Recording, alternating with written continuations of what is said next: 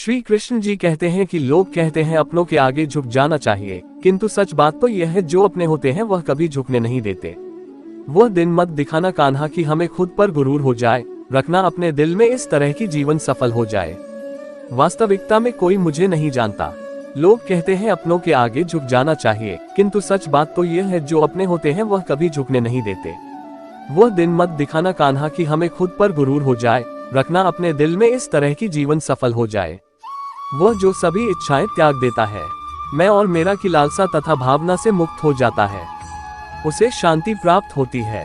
हमेशा छोटी छोटी गलतियों से बचने की कोशिश किया करो, क्योंकि इंसान पहाड़ों से नहीं पत्थरों से ठोकर खाता है। शांति से भी दुखों का अंत हो जाता है और शांत चित्त मनुष्य की बुद्धि शीघ्र ही स्थिर होकर परमात्मा से युक्त हो जाती है। अपनी पीड़ा के लिए संसार को दोष मत दो, अपने मन को समझाओ, तुम्हारे मन का परिवर्तन ही तुम्हारे दुखों का अंत है।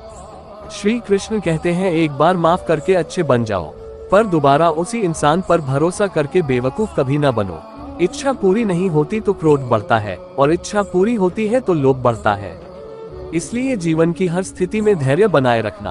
अगर तुम अपना कल्याण चाहते हो तो सभी उपदेशों, सभी धर्मों को छोड़कर मेरी शरण में आ जाओ, मैं तुम्हें मुक्ति प्रदान करूंगा।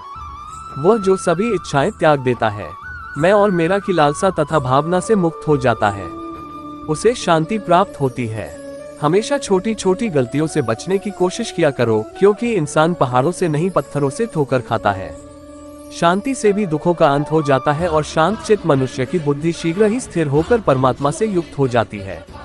अपनी पीड़ा के लिए संसार को दोष मत दो, अपने मन को समझाओ, तुम्हारे मन का परिवर्तन ही तुम्हारे दुखों का अंत है। श्री कृष्ण कहते हैं एक बार माफ करके अच्छे बन जाओ, पर दोबारा उसी इंसान पर भरोसा करके बेवकूफ कभी न बनो। इच्छा पूरी नहीं होती तो क्रोध बढ़ता है, और इच्छा पूरी होती है तो लोभ बढ़ता है।